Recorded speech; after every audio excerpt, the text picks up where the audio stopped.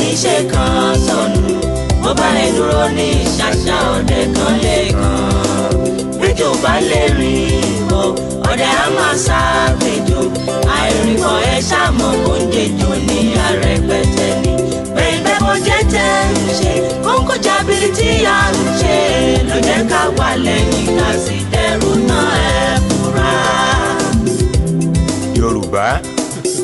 Yorùbá orúkọ ńlá tí wù ni orúkọ tí bani lẹ́rù orúkọ tí kini láyà orúkọ tí tini lójú lọ́pọ̀lọpọ̀ ìgbà míì orúkọ tí tẹ́ni bó dáwùjọ bò míì tó níwọ̀ Yorùbá.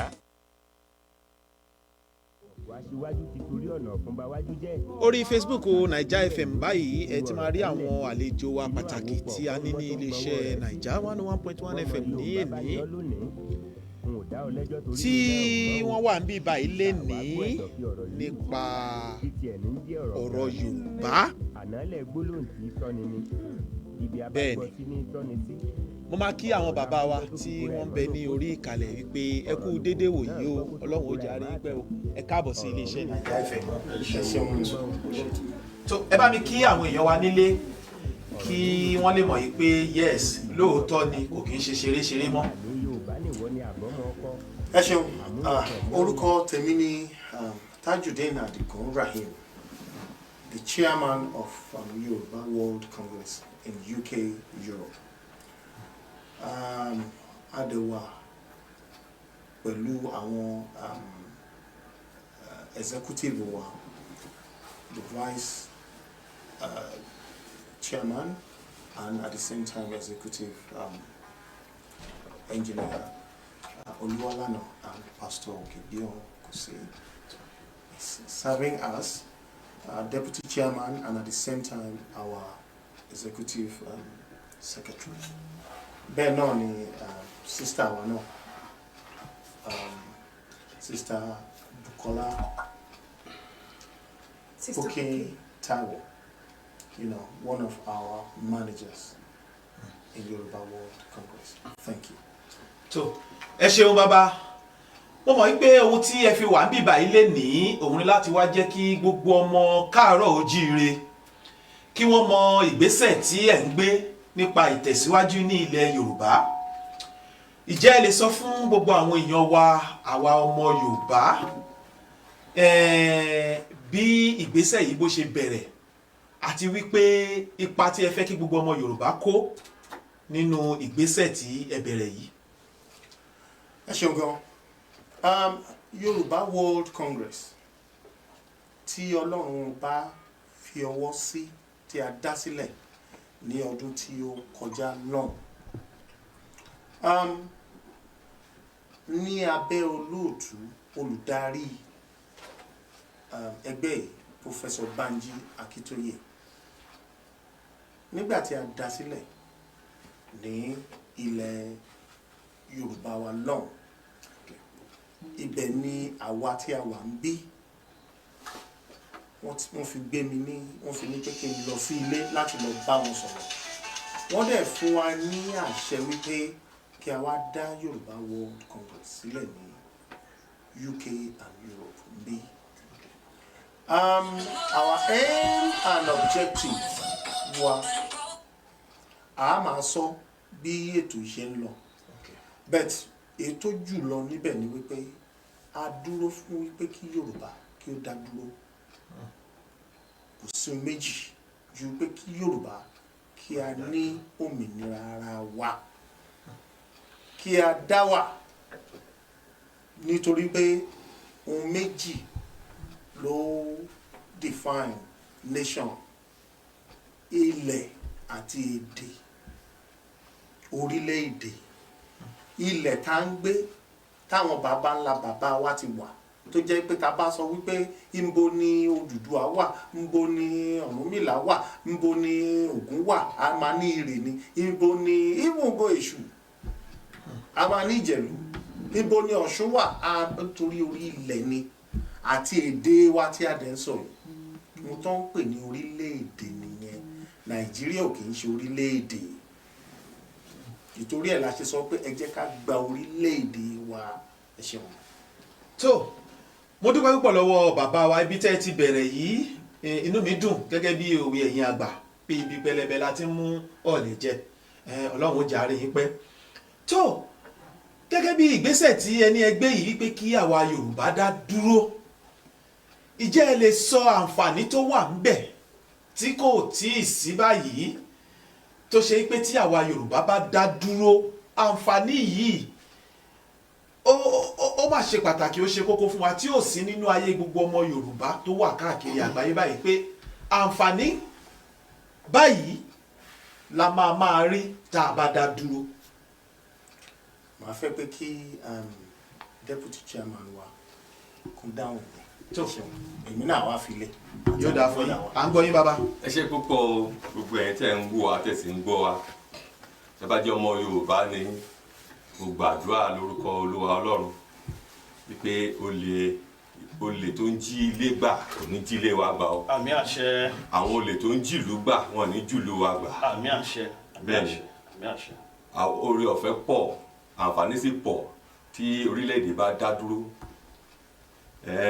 àwa tá a wà lókè òkun àmọ́ nǹkan tá à ń fojú rí ìwọ̀sí tó pọ̀ jù ẹ̀gbin tá à ń rí torí pé a ní nǹkan táwọn ìbọn ń pè ní identity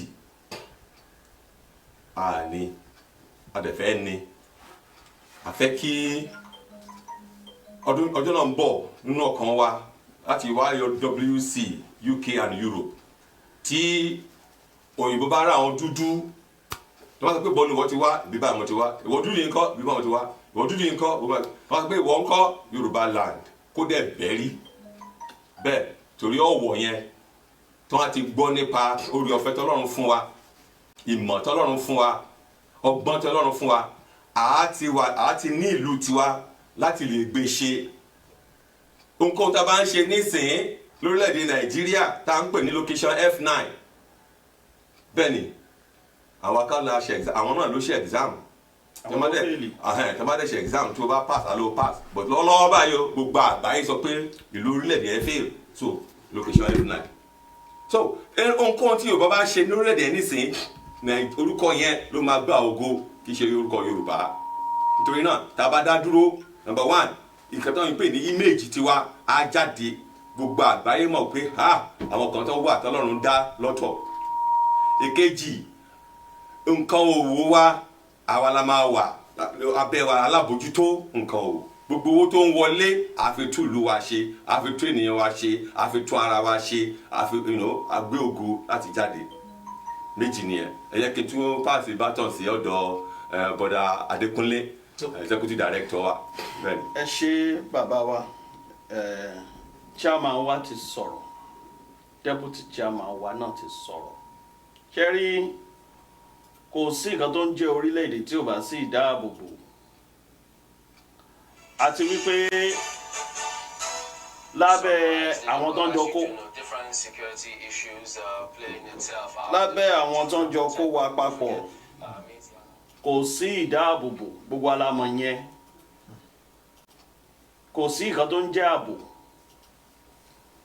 a ti ní anti-grazing law nílẹ̀ káàró jíire as far back as 1963 or thereabouts ṣùgbọ́n torí pé àwa nìkan kọ́ la wà lórílẹ̀‐èdè yẹn a lè implement yẹ tá bá wo nǹkan tó ń ṣẹlẹ̀ ní Òkè Ògùn àti Kogi àti Jọ́ọ̀sì tí ìṣẹ̀lẹ̀ Yorùbá ẹ rí wípé àwọn darandaran ló ń da ẹran wọnú oko tó sì ń pa àwọn olóko àbí bẹ́ẹ̀ ni àbí bẹ́ẹ̀ kọ́ tá bá gba orílẹ̀-èdè Yorùbá wa ta ní sovereignty tiwa agbára ti ṣe ìjọba titiwa a lè ṣe òfin tó ti wà nílẹ̀ látàyè Western Region látàyè àwọn bàbá wa Awólọ́wọ̀ kó tó di pé àwọn jagunjagun wọ́n dàrú ní 1966 ti January àti ti June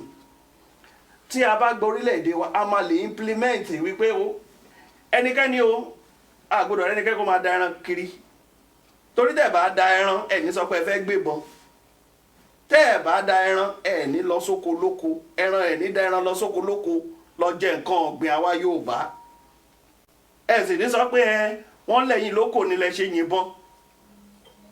A ṣe òfin nígbà ayé àwọn bàbá wa, à ń sin màálù nílẹ̀ káàrọ̀ òjìrè ṣùgbọ́n à ń da ẹran kiri. So tábà lórílẹ̀‐èdè wa ẹran dídà yẹn á dáwọ́ dúró, àwọn ẹ̀yà tó ń dẹran wá tó dẹ̀ wá ń ṣe wá ń jàmbá ìyẹn á dáwọ́ dúró, oníkálukú á mọ àlá tiẹ̀. Lẹ́yìn yẹn bá a ṣe fẹ́ ṣe ètò ìdáàbòbò láàrin ìlú àti ìletò, a máa lè ṣe láì ṣe pé ẹnikẹ́ni fà wá lọ́wọ́ sẹ́yìn. Ilẹ̀ Yorùbá yẹ kó ní CCTV ní gbogbo bí ó ṣe wà ní London àti gbogbo Euro developed world. Ìgbà tó ń ṣe NHS nílùú yìí náà láyé bàbá Awólọ́wọ̀ náà fi ti ilẹ̀ Yorùbá mú lọ́lẹ̀. We're supposed to be celebrating the 70 years of our own Yorùbá NHS. So tá a bá ti ní orílẹ̀-èdè wa, àwọn oore ọ̀fẹ́ yìí a lè ṣe kíni, a lè ṣe nílẹ̀ wa fún àwọn èèyàn wa àti olówó àti táníkà àtọmọdé àtàgbàlagbà, ọkùnrin àtobìnrin gbogbo á ṣe kíni, àjọ jẹ ọlá ẹ̀. Ó ṣe pàtàkì fún wa láti wà láyé gẹ́gẹ́ bí ẹ̀yà àti orílẹ̀-èdè. Èdè òun ló ní ilẹ̀, òun náà ṣe pè ní orílẹ̀-èdè. Fún wa láti wà láyé ní 20 ọdún síbí báyìí, a nílò láti gba orílẹ̀-èdè tiwa. Kí bẹ́ẹ̀ kọ́ àfàkàn má fi wá ṣe àpínlé ẹ̀jẹ̀ dáálé. Láfikún àtẹ̀hún gbogbo aláti ṣe ìpàdé lórí kìíní àdẹ̀tí ròjìlẹ̀ ká tó wá dá organization Yorùbá World Congress sílẹ̀ ní UK and Europe. Èdè wa ń kọ́ tí kò ti ń parẹ́ lọ báyìí.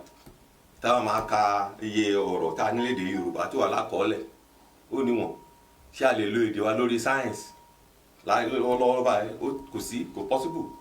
So èdè wa yẹn tá a bá ní orílẹ̀-èdè tiwa, èdè wa ṣe kí ni o, a gbé lárugẹ, a bẹ̀rẹ̀ sí ń jáde, a lè lo anywhere. Àwa náà máa di advanced country. Ó lè jẹ́ pé Yorùbá land ló máa kọ́kọ́ jẹ́ the first advanced country ní Africa. Nǹkan tá à ń plan nìyẹn.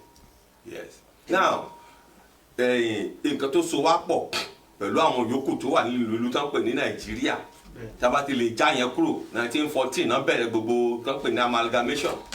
Tábà ti lè já yẹn kúrò, àyẹ̀kọ́ olúkàkú la ṣe kí ni o, á bẹ̀rẹ̀ sí ń tọ́jú ara ẹ̀.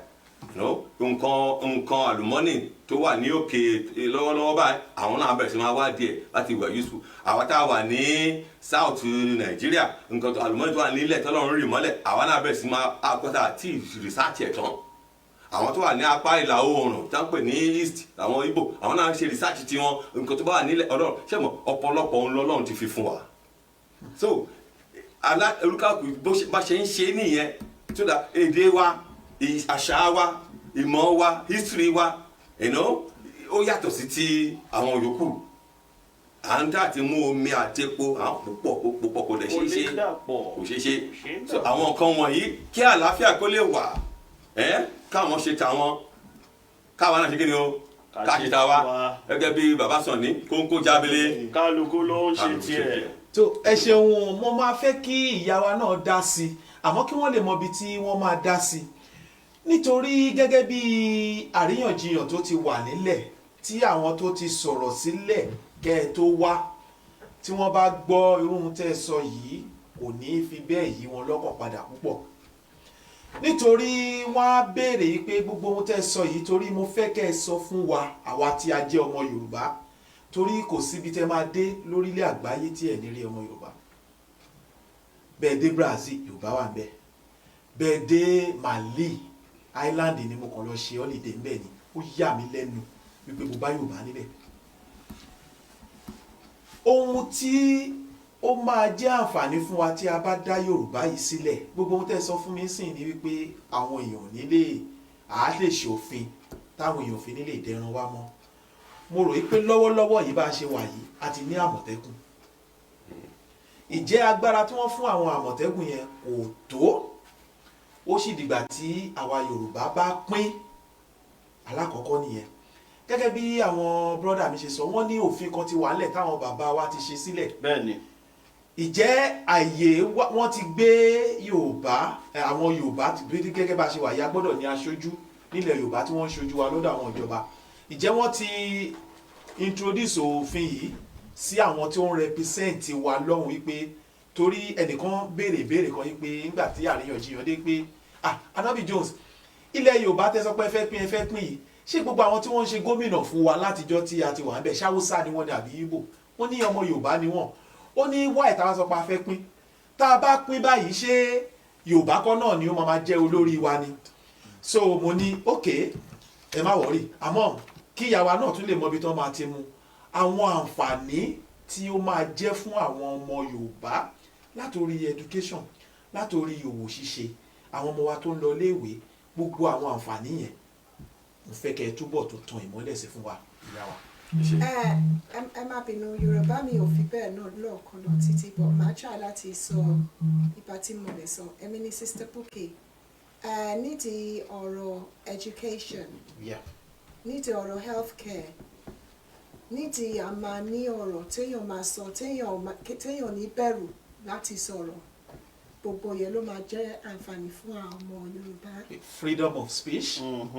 Yes. Human right. Àti pé èyí tí wọ́n fi ń sọ nípa ti dẹrandẹran yẹn tó bá jẹ́ pé a gba òmìnira wa àráyè determine àwọn tí wọ́n máa wọnú ìlú wa àti àwọn tí wọ́n máa jáde àráyè mú security wa irú tí Àmọ̀tẹ́kùn yẹn ń sìn á wà much more stronger because àráyè ṣe òfin tó jẹ́ pé kò kí ń ṣe pé ẹnikẹ́ni ló lè máa wọnú ìlú wa wọ́n máa ní original passport wọn a máa ní a passport international passport tí àwọn Yorùbá tí wọ́n máa wà proud of tó jẹ́ pé ní gbogbo ìgbáyé tí wọ́n bá lọ wọ́n á wà proud láti sọ pé àwọn Yorùbá ní àwọn passport wọn rèé o àwọn gbogbo àwọn international community tí wọ́n bá ti rí wa wọn ò ní jẹ́ kò ní jẹ́ pé tá a bá fẹ́ lọ ṣí account wọ́n máa bẹ̀rù because àwa àmọ́ yìí wa àmọ́ pé àwa ọmọ Yorùbá àmọ́ Ọlọ́run àwọn tí wọ́n dá àwọn tí wọ́n tó jọ pé a máa ń tẹ̀lé òfin. a fẹ́ sẹ́ẹ̀lì image Yorùbá tó yẹ image that is it. Yes. So gbogbo yẹn àráyè ṣe ètò bá ṣe máa educate àwọn ọmọ wa àráyè ṣe ètò bá ṣe máa ṣe health care kò kí ń ṣe pé ebi máa pa àwọn ọmọ Yorùbá bí ebi ṣe ń pa wọ́n sìn wọ́n á ráyè máa jẹun ọjọ́ ní at least wọ́n á ráyè máa ṣe 3 square meals every single day kò kí ń ṣe pé àlàáfíà á máa dé sí wọn wọ́n á ráyè travel wọ́n á ráyè rí ayé because education àti gbogbo ẹ̀ ó máa wà ń bẹ̀ so ó ṣe pàtàkì pé ká gba òmìnira wa ká bá lè tún ara wa dáadáa. ẹ ṣeun tó mo rò pé àwọn ẹ tún ní ohun tí ẹ fẹ́ sọ mo fẹ́ gbọ́. ẹ ṣeun gan a ti sọ̀rọ̀ lórí àwọn pọ́ìntì kọ̀ọ̀kan mo fẹ́ pé kí ó yé àwọn èèyàn wa pé kò ń ṣe nítorí Fúlàní nìkan la ṣe ń sọ wípé a fẹ́ gba òmìnira torí tá a bá sọ pé nítorí Fúlàní nìkan a máa rí. ẹ jẹ́ má bínú àti ṣe ojú òpó tẹ bá wá fẹ́ hold on ẹ ṣe fún mi níbi ìṣẹ́jú díẹ̀ tí máa fi ṣí ojú òpó mo fẹ́ kẹ́ gbọ́ àlàyé náà mo sì máa ṣí ojú òpó but ẹ bá lè hold on ẹ lè hold on mo ti ráwọn èèyàn náà tó ti text message but ẹ hold on mo fẹ́ káwọn èèyàn wa mo ń gbọ́ yín sà. ẹ ṣe nǹkan kò ń ṣe nítorí Fúlàní nìkan torí ó ṣe pàtàkì káwọn èèyàn kan mọ rírì tàbí sọ wípé Yorùbá láti jáde. bẹ́ẹ̀ni mo kẹ́ gbóhùn sókè torí mo wo orí social media mi sìn gbogbo àgbáyé ni wọ́n ti ń wò yín báyìí. ṣe rí nítorí pé Yorùbá àti ìjìyà tí ń jẹ wá ó ti pẹ́ ẹ má jẹ́ ká rò wípé it's just 50 years or 60 years ago ojú lásán kọ́ ni wípé wọ́n fi sọ wípé when they check most of the slaves that were taken to America over 70% àwọn tó wà ní New World wọ́n rí pé Yorùbá ni wọ́n. torí mo fẹ́ kí àwọn èèyàn wa kàn mọ reason tá fi ń sọ pé à ń jàjà yìí ìjà yìí ti ń lọ for over 1,000 years mo tún sọ again 1,000 years. ẹgbẹ̀rún ọdún. Bishop Ajayi Crowther ó sọ nínú ìwé ẹ̀ ẹ lọ kà ó Only we were raided, captured, and sold by the people called Fula. Àwọn Fúlàní ni o. Gbogbo wa ń sọ̀rọ̀ nípa slave trade. Ǹjẹ́ àwọn mélòó ló ń actually sọ̀rọ̀ nípa àwọn slave raiders? Òwò ẹrú ó yàtọ̀ sí àwọn tó ń kó ẹrú. Àwọn wo ló wà responsible fún? Ìyẹn bẹ́ẹ̀. Ìgbà táwọn Bishop Ajayi Crowther tí Ọlọ́run sọ wípé òye yẹn yé wọn náà fi padà wá, àwọn náà là ń pè ní the returnees. Ladies and gentlemen, mo fẹ́ kẹ́ mọ̀ wípé gbogbo àwa tá a wà nílùú òyìnbó lénìí, àwa ni the modern day returnees o. Ta fẹ́ wá sọ pé kí ni ohun tí wọ́n ń fojú wa rí nílé òtítọ́, ẹ jẹ́ ká gbàlú wa padà. Through there, we had this 1914 amalgamation. Yorùbá sí papọ̀ pẹ̀lú àwọn ará Òkè Ọya. Rárá, in fact, wọ́n fi yé wa pé àwọn Ẹ̀gbá, they are a nation on their own. Wọ́n ní treaty pẹ̀lú ìlú yìí. Ṣé rí ńgbà tí Lord Lugard máa pa ilẹ̀ Òkè Ọya àti ọ̀dọ̀ wa papọ̀, kò ń ṣe pé nítorí pé ó wù bẹ́ẹ̀, ṣùgbọ́n ó rí wípé owó tó yẹ káwọn máa make ní north, they are unresourceful. They could not. Òun ló bí amalgamation yẹn o. Okay, ẹ ṣeun bàbá. Ẹ jọ̀ọ́ ẹ má, because point yẹn ó ṣe pàtàkì káwọn èèyàn kó yé wa. Ẹ parí ẹ. Now, nígbà tó máa kó wa papọ̀, ìgbà tó di 1957, wọ́n fún wa ní independence o. Àwa la gbà o. Àwọn kábíyèsí àwọn lọ́balọ́ba ìgbà yẹn wọ́n pe Awólọ́wọ̀ bàbá wa. Lóòótọ́ wọ́n ṣiṣẹ́ takuntakun, kò dẹ̀ ṣùgbọ́n kò sẹ́ni tó mọ̀ rìn. Kórìmámì. Wọ́n ní onígbà, we are still waiting for our brothers. Àwọn wo brother wa in the north. Tí ò bá jẹ́ bẹ́ẹ̀ ni, àwa ti gba independence wa since 1957 kí ó tó di 1960. Nígbà tó dẹ̀ sọ fáwọn north, àwọn north láwọn ò tí ready pé ẹjọ́ ìṣìfiwálẹ̀ pé a sì fẹ́ wà under colony. Ṣé ń gbọ́rọ̀ mi sá o? Bẹ́ẹ̀ni. Now, 1957 nígbà tó máa gba ìlú wa, nígbà tó máa di 1960, October 1st, federal system la ní, Western region, Eastern region and Northern region. Lẹ́ni nínú embassy yín àti tèmi nínú ìlú yìí ní United Kingdom yìí, ìgbà tí a máa gba independence oníkálùkù ní embassy tí wọ́n ní, ṣe rí ńgbà tí Àgún-Ìrósì máa dé tó jẹ́ pé ó lọ ṣe kú tó gbàjọba, that was the beginning of that unitary system of government. Ṣé rí gbogbo ohun tí a ní ní nǹkan ìní tí ilẹ̀ Yorùbá ní gbogbo ẹ̀ náà wá gbà. Ẹ̀yin náà ẹ wò ó, Yorùbá mélòó ló wà nílẹ̀ Ìgbò? Yorùbá mélòó a lè kà wọ́n tó jẹ́ pé wọ́n wà nílẹ̀ Òkè Ọya? Majority àwọn gbogbo ìlú yìí ọ̀dọ̀ wa ń bì lọ́wọ́. We are very liberal, we are very accommodating, there's nothing wrong. Ṣùgbọ́n ńgbà tó wá di wípé alájúmọ́lẹ̀ tàlùbọ̀ ó wá kó ọ̀wá lójú, àwọn censor tó ń ṣe, it was fraud. Everybody knows that. Lagos State tó ní how many local government ń gbà yẹn? The same local government tí Lagos State ní náà ní Kano State ní o, but lẹ́ni Kano State ìgbà yẹn wọ́n ti pín sí ọ̀nà state mélòó ló jáde bẹ́ẹ̀ sí? Mẹ́ta. Bẹ́ẹ̀ náà méjì kàtẹ́ sọ pé méjì ó tẹ̀ kéré jù. But right now Lagos State ṣe ti pín Lagos State ní irọ́ the same thing ní. How many local government ló ti jáde ńbẹ̀? So tẹ́ bá wá ń sọ pé ti ní ìjọba kò sí nǹkan kan tó ń jẹ́ ìjọba, ìyẹn lọ bẹ́ẹ̀. Ìkejì gbogbo asset tí Yorùbá ní gbogbo ẹ̀ náà ti gbà tán. Kọ́ra embassy yìí tẹ́ ta níbí, it is not Nigerian embassy, it is Western Region House, meaning àwọn baba ńlá baba wa owó kòkó náà fi kọ́. kò ń ṣe embassy Nàìjíríà tí a bá gba ìlú wa tán a máa gba embassy wa padà. ẹ ṣeun bàbá nítorí ọ̀pọ̀lọpọ̀ àwọn èèyàn tí ń fẹ́ pè ẹnìkan bẹ ní ojú òpó ẹ káàbọ̀ sí iléeṣẹ́ Naija FM ẹ jọ̀ọ́ kí lórúkọ yín bolẹ̀ tí ń pè. hello salamu alaikum alábìjọ. yóò dáa fún yín o. orúkọ tèmi ní ọmọọba Alhaji Fọlárin Òṣìwòsì. mo kí gbogbo àwọn àlejò tó wà ń bẹ yẹn o mo láìkí history tó ń sọ àwa Yorùbá good nínú history ṣé ti yẹ yín náà èmi máa sọ òyìnbó kan náà mo fẹ́ jọ tó bá ní pẹ̀ níbẹ̀ yẹn kọ́kọ́ lẹ̀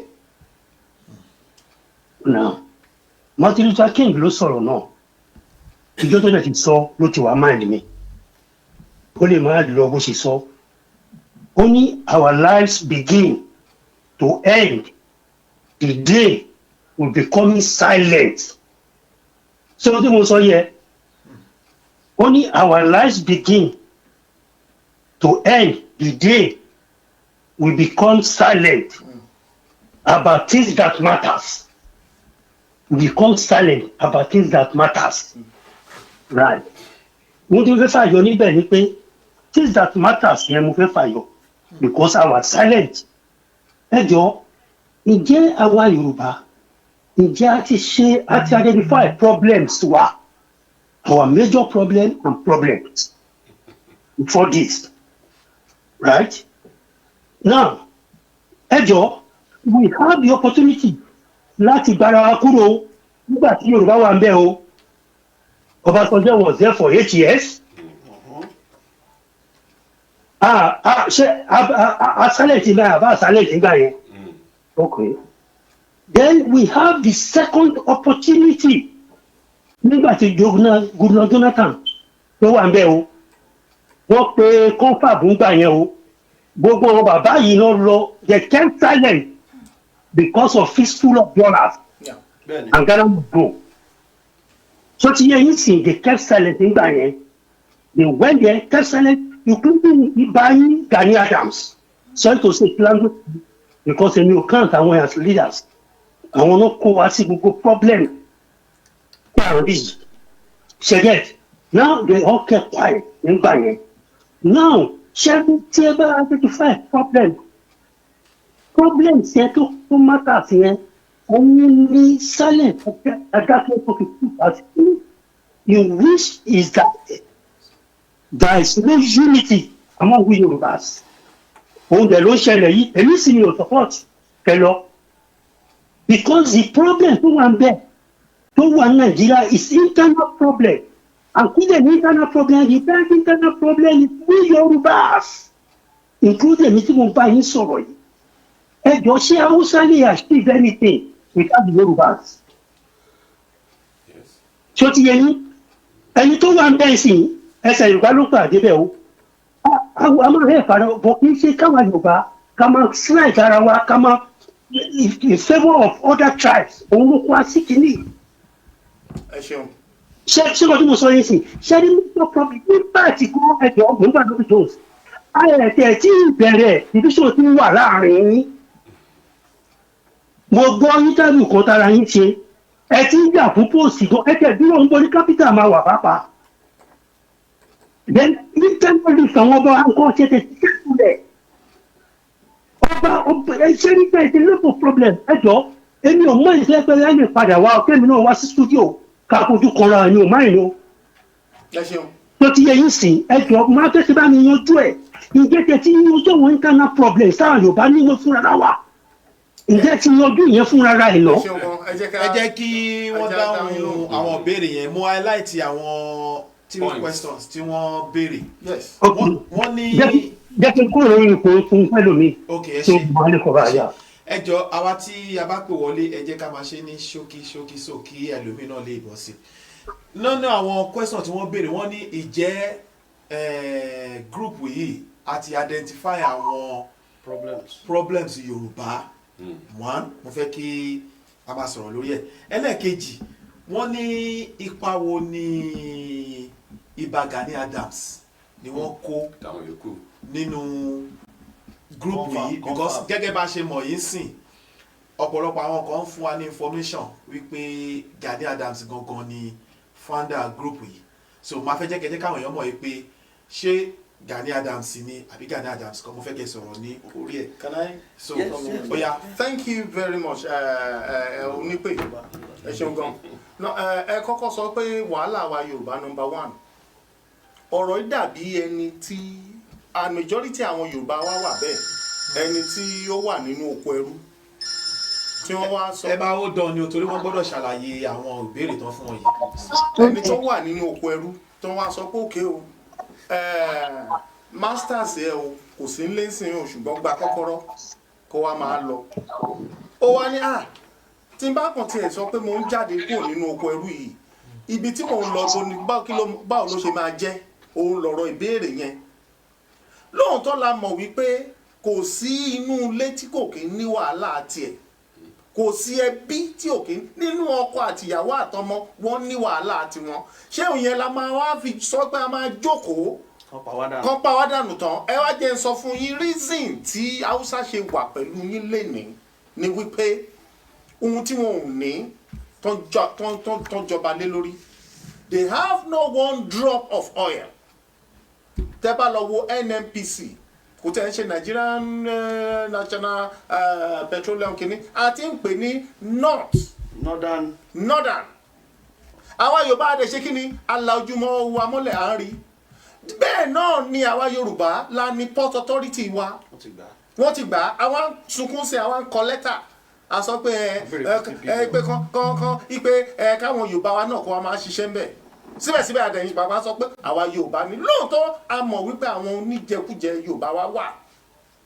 ṣùgbọ́n ẹ jẹ́ ká lé ẹlẹ́yọ̀rọ̀ lọ tán ká tó wá fàbọ̀ bá adìyẹ lórí problem Yorùbá nìyẹn tí a bá wà papọ̀ torí ńgbà tí a wà papọ̀ during the Western region kò sí anybody tó hùwàkúwà ẹ tó bá hùwàkúwà ọlọ́pàá ò lè bù wá misbehave torí a mọ ibi tó ti jáde army kankan ò ní máa shoot anyhow torí a mọ ìgbé bàbá ẹ̀ ọlá ẹgbẹ́ nítorí Nàìjíríà ni òun làwọn òṣèlú wa ṣe misbehave tó bá misbehave tó wọ́n mọ̀ pé àwọn máa pe Àbújá tó fi ń dì pẹ̀lú ara wọn bẹ́ẹ̀ tá a bá wà láàrin ara wa ìwàkúwà yẹn wọn ò ní lè ṣe bẹ́ẹ̀ mọ́ ìyẹn ìkíní bẹ́ẹ̀ ìkejì Ìbà Gani Adams Ààrẹ Ọ̀nà Kakanfò ilẹ̀ Yorùbá ni lógún fẹ́. Of course the man is trying his best. He is not the leader of our organization. And I repeat again, he is not the leader of our organization. The leader of our organization is Professor Banji Akintoye, and our organization is Yoruba World Congress. Èyí tí wọ́n ní tí Ìbà ní tí wọ́n ní yẹn. Kí lorúkọ títí wọ́n yẹn? Mọ orúkọ títí. Wọ́n ní OPU bẹ́ẹ̀ ni so ẹgbẹ́ tán ní nìyẹn so and we are not here to discuss ẹgbẹ́ tán ní. Wọ́n dẹ̀ tí Ìbà yín ṣe meeting. Wọ́n bá wa sọ̀rọ̀ wọ́n bá tán bá ní nǹkan tó rí pé ó ṣe tá lórí ọ̀rọ̀ ilẹ̀ Yorùbá of course we are dealing with everybody. Because OPU tẹ sọ yẹn àwọn náà ní ìgbésẹ̀ táwọn náà ń gbé. Bẹ́ẹ̀ ni. Ohun mo ṣe ń béèrè pé so kò ṣe pé any collaboration meeting anything. Oh yes definitely tó bá ń ṣe meeting táwa náà bá ń ṣe meeting tó bá for example October 1st rally yes àwọn náà wà ń bẹ̀ àjọ plan ẹ̀ ni kò sí èèyàn kò ń jáwádé a ń láti make sure pé a pe gbogbo àwọn èèyàn ṣùgbọ́n mo fẹ́ pé ká nǹkan kan wà tí àwọn alàgbà wa béèrè lẹ́ǹkan wọ́n ní they don't consider him as a leader and today àwọn ará àwọn tó ṣe kinní ni ṣe ẹjọ́ time ti tó jẹ́ pé ẹ jẹ́ kí gbogbo wa ẹ jẹ́ àgbàgbé gbogbo tó ti ṣẹlẹ̀ náà for now ẹ jẹ́ ká move forward so but our own leader is Professor Banji Akintoye. Thank you. Ẹjọ́ ẹni tó wà lórí òpó nítorí àwọn èèyàn púpọ̀ pọ̀ ó lè jẹ́ ilẹ̀ máa dáhùn the next question yẹn sìn. Ẹjọ́ ẹni tó wà ní ojú òpó kí lórúkọ yín bọ́lẹ̀ tí ń pè mí. Esma. Àbá tún Nàìjíríà tó. Àbá túlẹ̀ Nàìjíríà, àbá túlẹ̀ Yorùbá náà, àbá wa gbéga. Àmímà. Mọ́mí Gbénga ló ń pè. Ok, kí ni ìbéèrè yín mà? Ṣé rí ìbéèrè tẹ́mi fẹ́ béèrè ni pé ṣé rí àìkàn lè lé ọmọ burúkú fún ẹkùn pa jẹ. and òwe àwọn òyìnbó àti Yorùbá wọ́n sọ pé àìrìnpọ̀ méjò ó máa ń jẹ ejò níyà. Ṣé rí àwa Yorùbá fúnra wa ẹ jẹ́ kí a wá ọ̀nà bá a ṣe máa unite first. Ṣé rí tá a bá ti di pé à ń sọ pé àwa kan àwọn náà kó tiwọn jọ àwa náà nǹkan táwọn Haúsá yìí ń lò tán fi ń penetrate ni. A ní vice president Yorùbá ni gbogbo nǹkan tá à ń ṣe yìí nísìnyí bóyá ló wà involved bẹ́ẹ̀. A ní party leader ní Nàìjíríà mi ò ṣòṣèlú mi ò ṣẹgbẹ́ òṣèlú mi ò ṣe party o ṣùgbọ́n nǹkan tó lè mú Nàìjíríà nílẹ̀ Yorùbá tẹ̀síwájú tí n bá ní agbára lónìí ìsìn máa gba gbogbo Yorùbá kúrò nínú gbogbo wàhálà kan wà yìí láì tẹ̀ ká gbé ọjọ́ orí àbí ẹgbẹ́ òṣèlú àbí whatever anybody bá ń ṣe ṣùgbọ́n nǹkan tí mo rò pé a lè kọ́kọ́ ṣe ni pé ká ṣe ra wa ní òkùnsùn ọwọ́ tí a bá ṣe ra wa ní òṣùṣù ọwọ́ kò sí eré kan tí gàgà wọ̀ kan lè dá ṣe kò lè dá ilẹ̀ gbà kó mọ́ ṣé ẹ rí gbogbo àwọn tó jẹ́ aṣáájú Yorùbá yẹn ẹ jẹ́ ká wá bí a ṣe máa papọ̀ tí gbogbo wa máa di kan vice president tó wà ń bẹ̀ lónìí Yorùbá ni kò ní backing Yorùbá lé àwọn Afẹ́nifẹ́re ni àwọn council of elders Yorùbá ni àwọn kinní kan ni kò sí kankan tó ní ọ̀rọ̀ tán bá sọ ẹ jẹ́ kí gbogbo wa ká kọ́kọ́ wára wa ká ṣera wa ní òṣùṣù ọwọ́ ìgbà yẹn la máa lè gbálẹ̀ mọ́ la máa tó lè dojúkọ gbogbo nǹkan tá à ń sọ yìí Ọlọ́run ràn wá lọ́wọ́ a ní aṣíwájú Ahmed Tinubu ó wà bẹ́ẹ̀ yẹn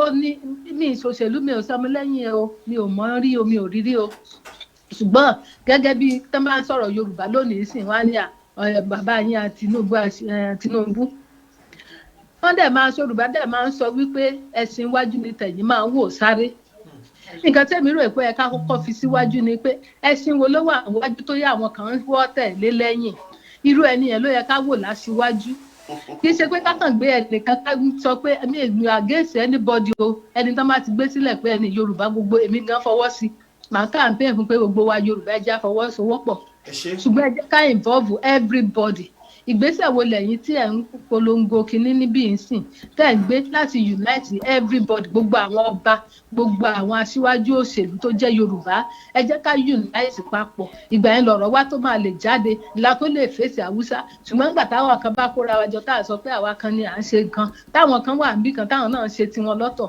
ibi táwọn ọ̀tá ẹ̀ ti ń penetrate ni ẹjọ́ tó ní Ọlọ́run ẹ jẹ́ ká kọ́kọ́ wá ọ̀nà bá a ṣe máa unite everybody tí gbogbo wa máa wà ní ohun kan èdè kan àti gbólóhùn kan tí Yorùbá ń sọ ìyẹn nìkan tí èmi fẹ́ béèrè.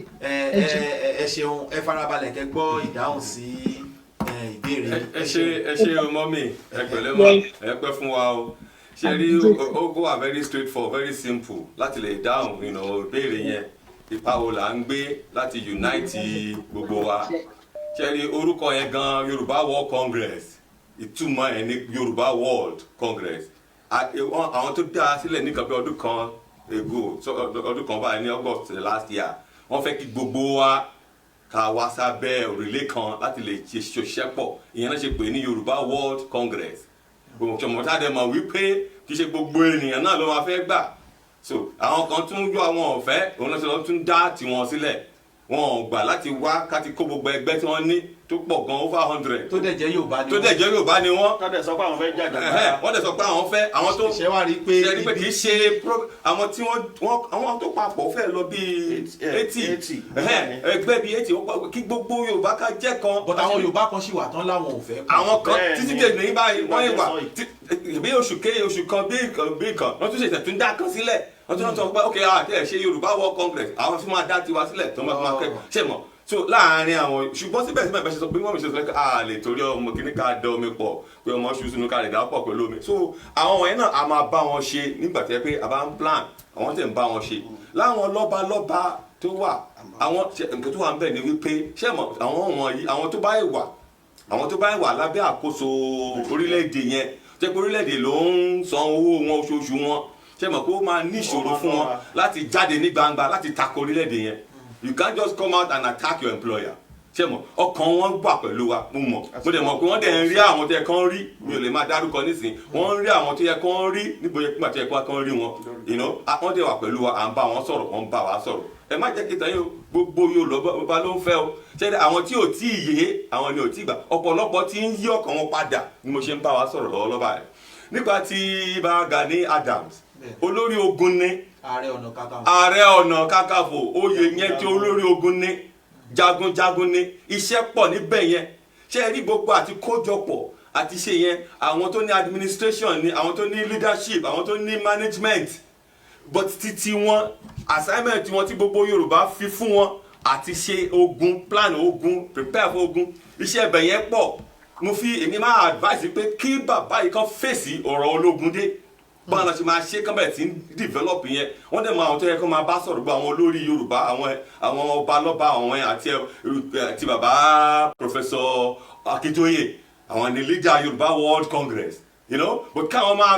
sọ bọ́n ṣe máa ṣe ogun but táwọn náà bá tún ti ń jáde wọ́n tún fi àfàgàgbàgà pẹ̀lú àwọn tó ń lead group wọ́n ti ń fi àyè wọn sílẹ̀ wọ́n ti ń fi iṣẹ́ wọn sílẹ̀ ibẹ̀ yẹn gan iṣẹ́ wà very very important táwọn gan bá bẹ̀rẹ̀ nísìnyí àwọn ló máa metamorphose into tó máa di olórí ogun ilẹ̀ Yorùbá nation ṣùgbọ́n but iṣẹ́ yẹn wọ́n ilé tí à ń ṣe yìí Yorùbá World Congress oríṣiríṣi group tó wà yẹn iṣẹ́ ọ̀rọ̀ ogun ọ̀rọ̀ ká mú àwọn Yorùbá jáde kájọ agree lóhun tá a fẹ́ ṣe ni but can't face the military aspect of Yorùbá nation ìdáàbòbò ìyẹn ló máa dáàbò ìyẹn ló pin ẹmu fipò máa pọ́n wọn lé o ìyẹn ló máa pọ́n wọn lé. but mo dúpẹ́ púpọ̀ lọ́wọ́ àwọn bàbá wa nítorí wọ́n dàbẹ́ pé àdírẹ́sì issue tí àwọn bàbá wa tó kọ́kọ́ béèrè pé kí ni àwọn underground work tẹ́ ti ṣe nípa problems táwọn Yorùbá face tẹ́lẹ̀tẹ́lẹ̀ mo rí pé nínú problem yẹn òun ni ẹ ti highlight ń sìn. bẹ́ẹ̀ni. we have to be under one umbrella. bẹ́ẹ̀ni. tó gẹ́gẹ́ bẹ́ẹ̀ ṣe sọ yìí ń sìn ó fi hàn wáyé pé Ààrẹ Ọ̀nà Kakanfò náà àwọn náà ní gúrùpù titi wọn náà táwọn náà fight fún the same mission tí ẹ̀yin gangan yìí tẹ́ ń fight fún. nǹkan tá a gbọ́ nìyẹn nǹkan tẹ̀mí gbọ́ nìyẹn. so tí ò dẹ̀ yẹ kó rí bẹ́ẹ̀. so tí ò dẹ̀ yẹ kó rí bẹ́ẹ̀. now kó tó di pé mo gba ìpè a rí banners tí ẹ pín fún àwọn èèyàn wa tí ẹ fẹ́ jẹ́ káwọn èèyàn wa mọ̀ October 1st kí ló fẹ́ ṣẹlẹ̀ ní October 1st kí ni development kí ni progress tẹ fẹ́ jẹ́ káwọn èèyàn wa gbọ́n pa. ẹ ṣeun October 1st ní ọjọ́ tí Nàìjíríà gba independence wọn Yorùbá ti kọ́kọ́ gba tiwọn o mo fẹ́ kí àwọn èèyàn mọ̀ pé a ti kọ́kọ́ gba tiwa láti 1957 ní October 1st. ní October 1st yẹn o. ẹ jọ ẹ ó dán lọ ẹ jẹ́ kí wọ́n explain nǹkan tó ń sọ yìí lọ.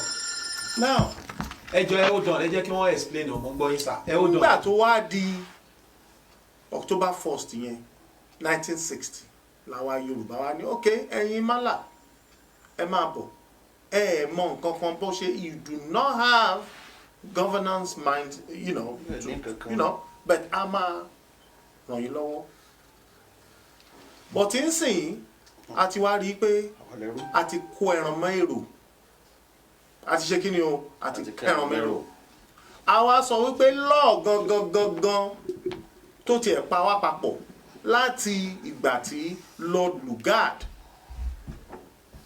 tó wà tó fi wá sí Africa òun ló pa wá papọ̀ we have the Northern Territory and Southern Territory so n sìn àwa sọ wípé a ò fẹ́ ogun o a ò dẹ̀ fẹ́ ìjà ẹ̀yin bìtìkó ẹ̀yin British ẹ wà láàrin ọ̀rọ̀ yìí ẹ jọ̀ọ́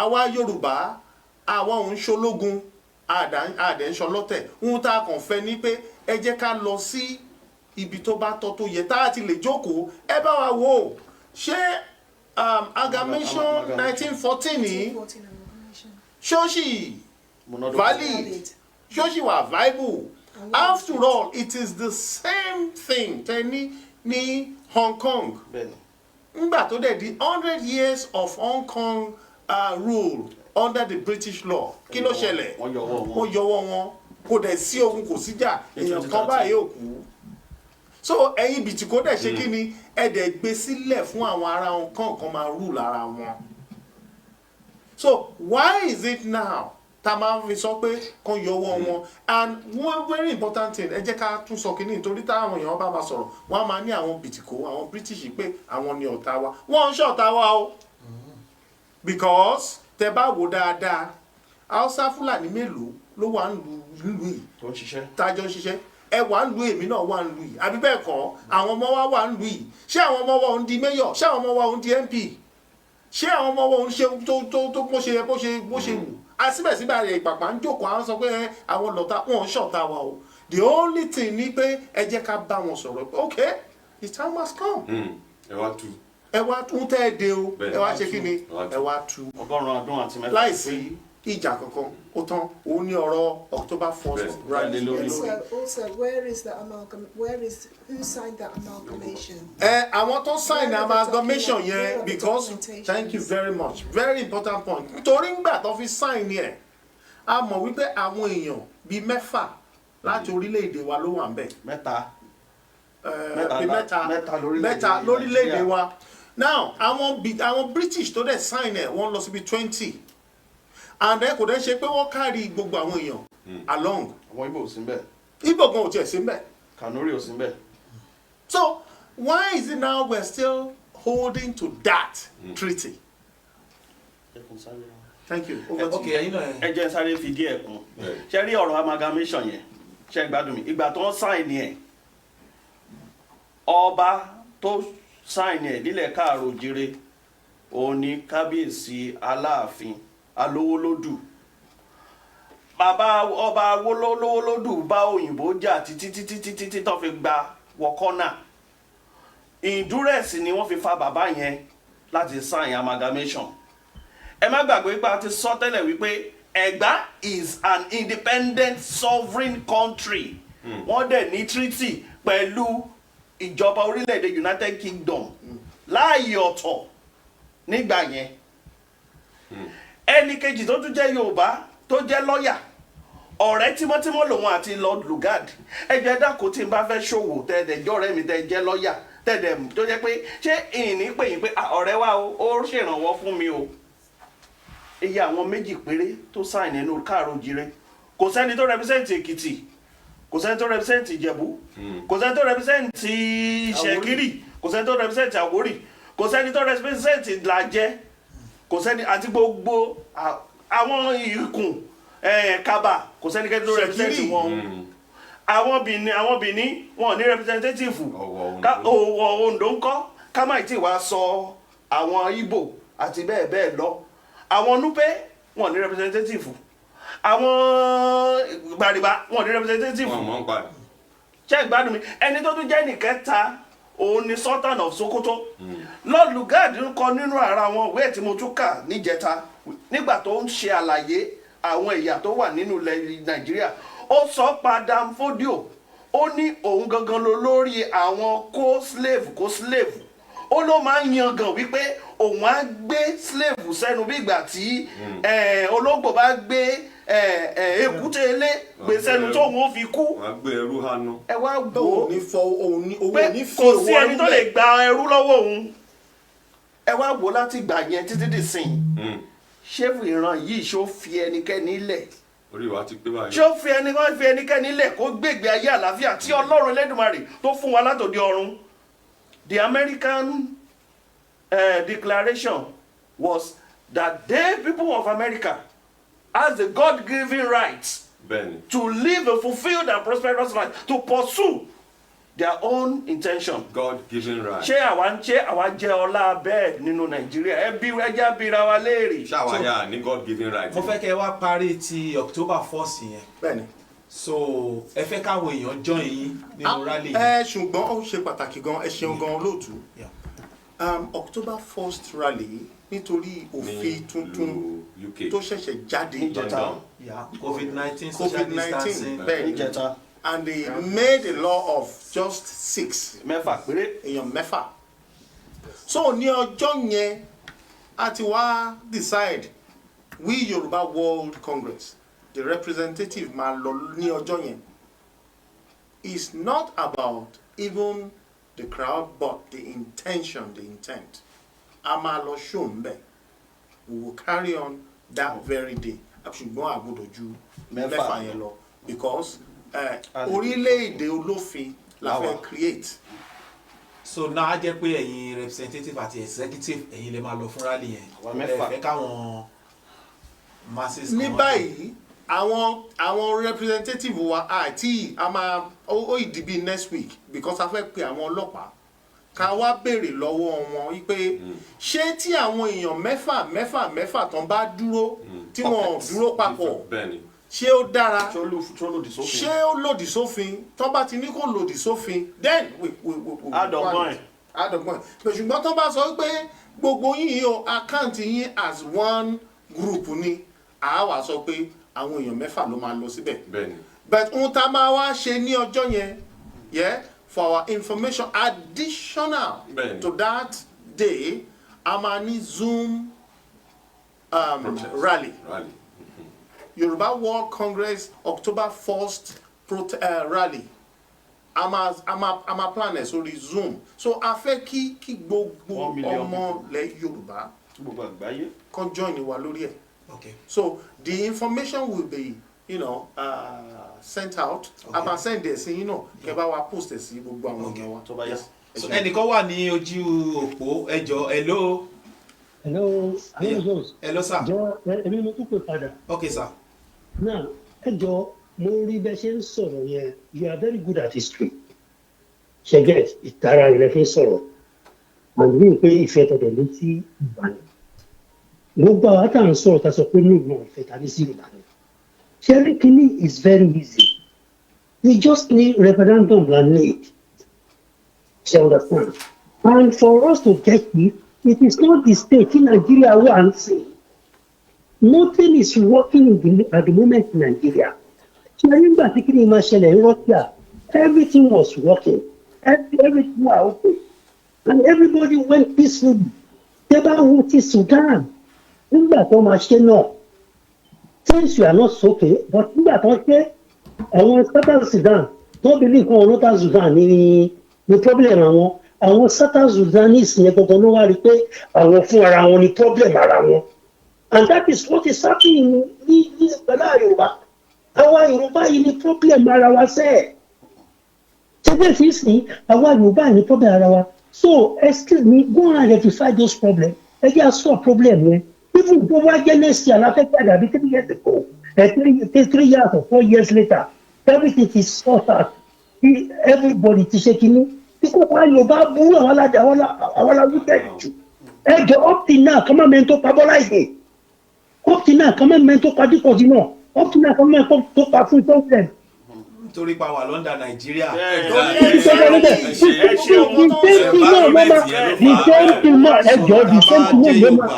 same thing náà ló máa happen London àtàbájá Yorùbá mi ṣe rẹ̀ Ọlọ́run á fún mi ṣe. This is not the right time. Thank you. Yeah, can I just answer about the referendum? Okay. Sir, ẹ ṣé gan tẹ́ sọ àwọn concerns yìí. Ṣùgbọ́n lábẹ́ Nàìjíríà tá a wà nísìn, we all know pé referendum yẹn ò ní wà possible. But nǹkan tá a lè ṣe tó jẹ́ pé gbogbo ìgbà yẹn mo máa mọ̀ pé a ti ṣetán láti máa lọ. A ní petition tó jẹ́ pé gbogbo àwa là ń sign.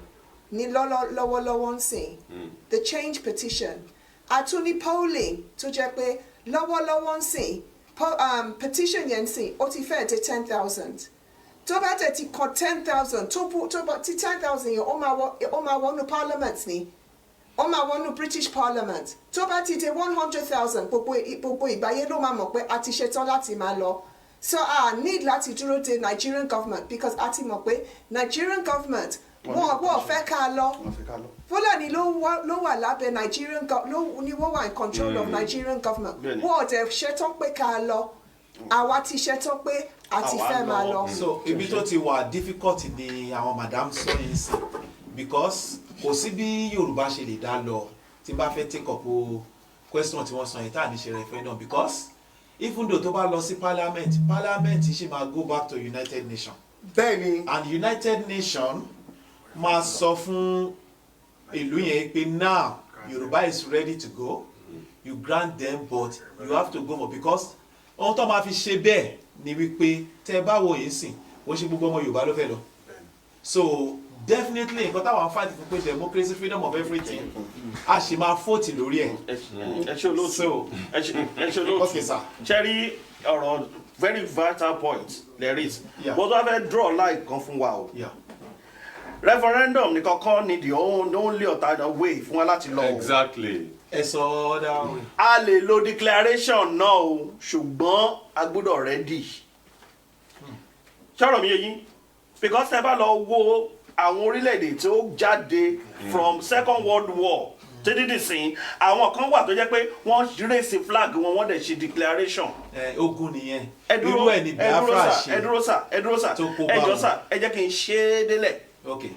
declaration ó nílò a lot of planning tó o bá ní nǹkan tó yẹ kó wà in place tó bá declare tó bá bógun dé o ò ní lè defend rẹ̀ ṣùgbọ́n tó bá ní accurate proper planning and things in place to secure the life and property of your people tẹ́ bá ṣe declaration táwọn tó mú yín sì bá ní àwọn fẹ́ jagun wọ́n á jà ṣùgbọ́n ohun tẹ́ ní sílẹ̀ á protect yín ojúkú ṣe a lot of mistakes ìyẹn ìkíní èkejì mo fẹ́ ká kókó yé wa wípé Nàìjíríà kọ́ ló win ní Biafra war Yorùbá ló win ní Biafra war torí gbogbo owó tí wọ́n fi ra tí Nàìjíríà fi jà owó kòkó ni wọ́n ti bẹ̀rẹ̀ sí ń gbé epo nílẹ̀ ní Nàìjíríà owó kòkó ní Èkìtì àti ní Oǹdó òun ni wọ́n fi jà Biafra war ta ni gbogbo àwọn sójà ta ló lead gbogbo àwọn battalion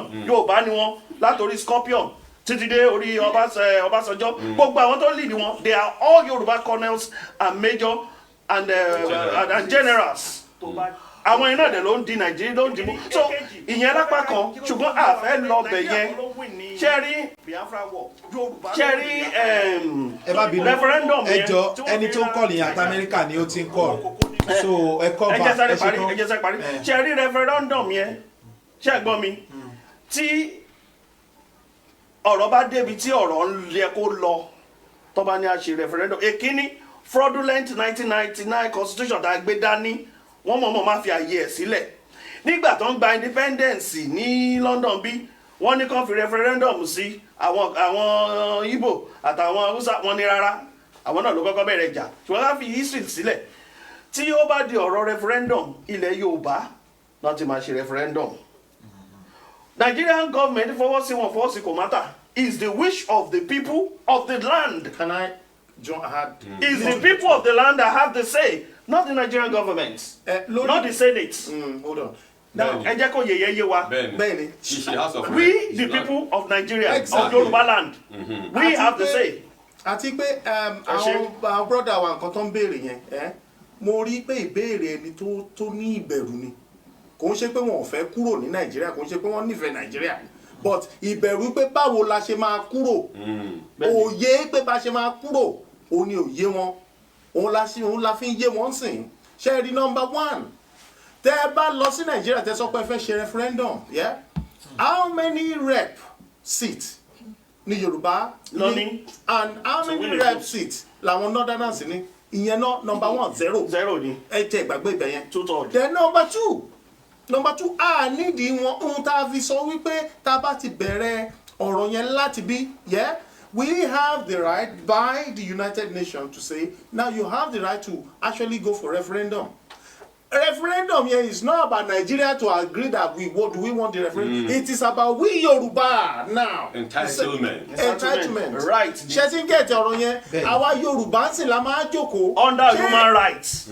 So kò ní jẹ́ pé tá bá ń ṣe kò ní jẹ́ wípé àwọn málà kan wá tún wá gbé army wọn wá. Àbí expert ni wọn tọkọ wọn máa yìnbọn ní àwọn. So àwọn protection yẹn òun la ní láti ọ̀dọ̀ àwọn United Nations. ẹ jẹ́ kí n sọ kékeré kan lórí ìbéèrè kan tẹ́ béèrè pé báwo la wá nínú pé àríyànjiyàn wà láàrin àwa Yorùbá àti báwo la ṣe máa ṣe ẹ wò ó káàríyànjiyàn kó wà ká nílùú tiwa ó tẹ́ wa lọ́rùn di ká wà gẹ́gẹ́ bí ẹrú láàrin ẹlòmíì lábẹ́ ẹlòmíì bí tá à ń ṣe lọ́wọ́lọ́wọ́ báyìí ó ń lọ́lẹ̀ àwọn èèyàn mọ̀ pé ògo Yorùbá ní before 1960 àti sin tẹ́ bá gbé sórí graph àbẹ́ẹ̀kọ́ ìkan ga jù kan lọ lọ́wọ́lọ́wọ́ tá a wà báyìí ó ti wà ní negative bẹ́ẹ̀ni. mo tẹ̀ fẹ́ sọ nípa petition yẹn kí a tó kúrò màá fún yín ní àwọn link petition yẹn ó ṣe pàtàkì pé kí gbogbo àwọn ọmọ Yorùbá kí wọ́n tọwọ́ bọ̀ petition yẹn bá ṣe ń tọwọ́ bọ̀ ni wọ́n máa tètè dá wa lóhùn. ẹ ṣe nítorí àsìkò ètò mi kò tẹ̀ kí ṣe 20 million tábà ti tọ́ tẹ 100 tábà ti tẹ 10,000 ká tún tẹ 100,000 àti ṣetán láti máa lọ. ogún ṣẹ́ nìyẹn. lágbára Ọlọ́run ètò yẹn ò ní parí síbẹ̀ a máa tún gbé wọn wá sí iléeṣẹ́ wa bọ̀ tí nítorí ètò mi ó gbọ́dọ̀ gúnrí afẹ́fẹ́ ní aago 6 gẹ́gẹ́ mo fẹ́ kẹ́ fún àwọn èèyàn wa ní ẹni tó bá fẹ́ darapọ̀ mọ́ yín àwọn èèyàn tí àwọn náà ṣetán láti kọ́ọ̀lù kan ti wọlé ok ẹ jẹ́ nípa àwọn Amẹ́ríkà ti ń pè látẹ̀kọ̀ bọ́tà àti ìgbà kọ́ọ̀lù kọ̀ọ̀kan láti Amẹ́ríkà jẹ́ kí n gba ilé mo lè gbá lórí kíní mi báyìí. hello naija fm hello. Alhaji Jones, báwo ni? ẹ rà sà. Yeah, I just have a question for you. mo fẹ́ kẹ́ ẹ sọ orúkọ yín àti ibi tẹ́ ti ń pè. Okay, Almaroof Adédàmọ́lá Alága láti Las Vegas. Okay, láti Las Vegas. Kí ni ìbéèrè yín fún àwọn àlejò wa ní ṣókí? Ya ìbéèrè mi ni wípé ta ló máa lead wa and ibo ni ó máa jẹ́ capital wa tàbá tẹ̀ fọ́ọ̀mù Odùduwà state. Okay. So ìbéèrè méjì ni wọ́n béèrè láti Amẹ́ríkà yẹn wọ́n ní ta ló máa lead wa wọ́n ní bolo dẹ̀ máa jẹ́ capital. Tí a bá ti fọ́ọ̀mù unite ṣé Abẹ́òkúta ló fẹ́ lead wa ni o? Wọ́n ní ta ló fẹ́ lead wa wọ́n ní ṣé Ìjẹ̀bú ni Haúsá ni. ẹ̀dùn náà ṣẹ́rí ìbéèrè yẹn ó sì kọ́ number 1. That is my question. Thank you sir. Ẹ ṣé sir. Number 1. Ẹ bá wa share l'Amẹ́ríkà káwọn ta Amẹ́ríkà náà máa gbọ́. Ibi tá a ti wá gbogbo èèyàn mọ̀ pé ìṣẹ̀dálẹ̀ wa ibi tí gbogbo wa ti jẹ jáde Ilé Ifẹ̀ ni. We can now decide gbogbo èèyàn mọ̀ pé Ilé Ifẹ̀ it is our ancestral spiritual home. But Ibadan, it is the political administrative. Láti ilẹ̀ lọ, then Lagos is the commercial hub. Center. It's very simple. Okay. So there is no any. Then when it comes to leading, àti mọ̀ pé Professor Banji Akintoye from the Yoruba World Congress. Yes, he has been leading. He's the leader. He has been the leader, and he will always remain the leader.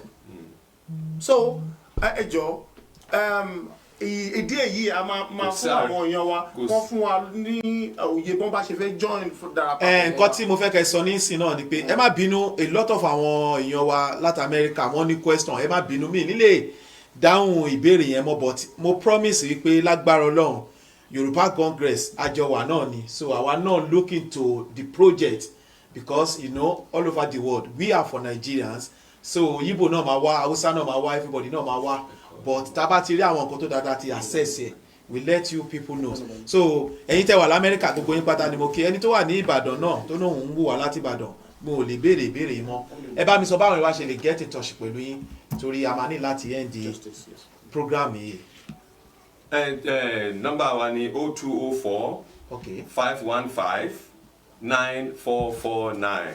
So ẹ tún pe nọ́mbà yẹn lẹ́ẹ̀kan. 0204 515 9449. Tí a bá dẹ̀ fẹ́ send the text message, email info@yorubaworldcongress.com. info@yorubaworldcongress.com. So those are the numbers. Ẹ ṣé adúpẹ́ púpọ̀ lọ́wọ́ àwọn bàbá wa àwọn ọ̀jọ̀gbọ́n tí wọ́n wà ń bíbá yìí tí wọ́n jẹ́ ká mọ̀ yìí pé Yorùbá this is now we need to proud of ourselves as a Yorùbá tá a gbọ́dọ̀ sọ pé ọmọ Yorùbá ni wá with self determination bẹ́ẹ̀ nítorí gẹ́ nílẹ̀ Yorùbá wọ́n máa ní ojúbọ̀rọ̀ kì í gbọ́ ọmọ lọ́wọ́ èkùrọ́ tó wọ́n jẹ́ ká mọ̀ wípé àsìkò ti tó kò ń ṣe ìgbà téèyàn bá bẹ̀rẹ̀ náà ni wọ́n ti jẹ́ ká mọ̀ gbogbo àwa tí à ń pè yìí mo ti sọ fún wa pé a máa tún wọ́n máa tún padà wá nítorí kò ń ṣe ètò yìí la máa ṣe try láti gbìyànjú láti wá some hours fún wọn fún updating because a lot of àwọn èèyàn fẹ́ contribute sí as you can see everywhere so we discuss about that later so gbogbo àwọn tá à ń pè yẹn má bínú lágbára Ọlọ́run àá tún gbìyànjú á gbé wọn wá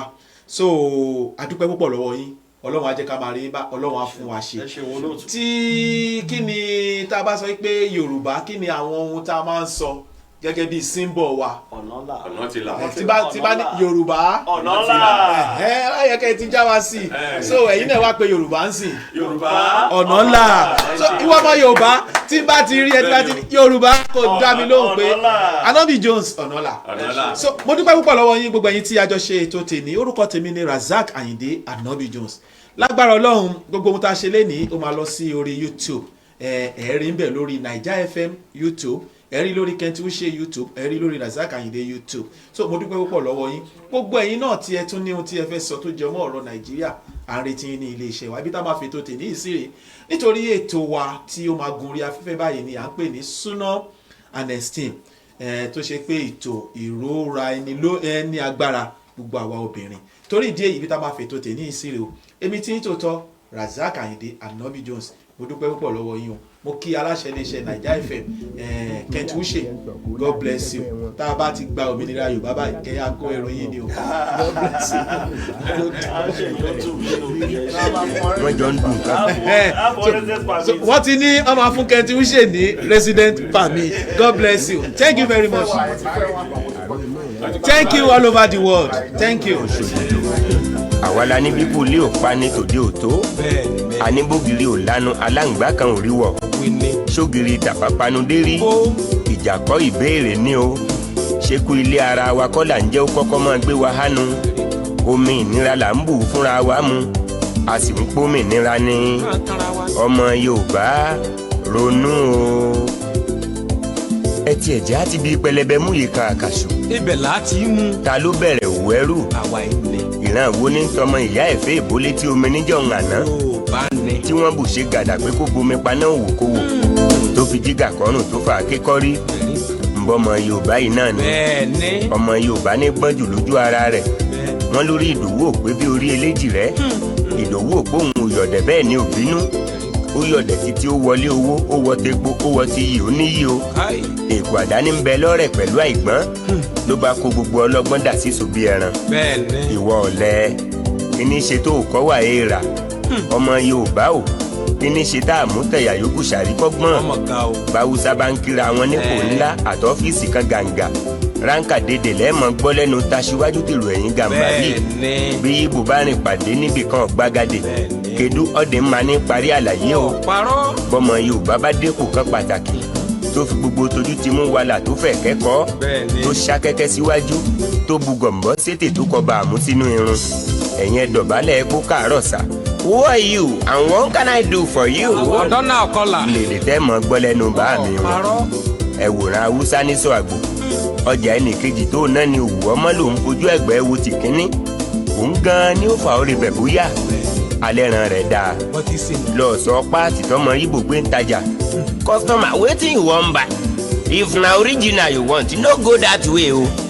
ó ń kọjá ọ̀rẹ́ rẹ̀ nígbàrọ̀ gùdù kó níbàárà ó lè yáwájú ẹ̀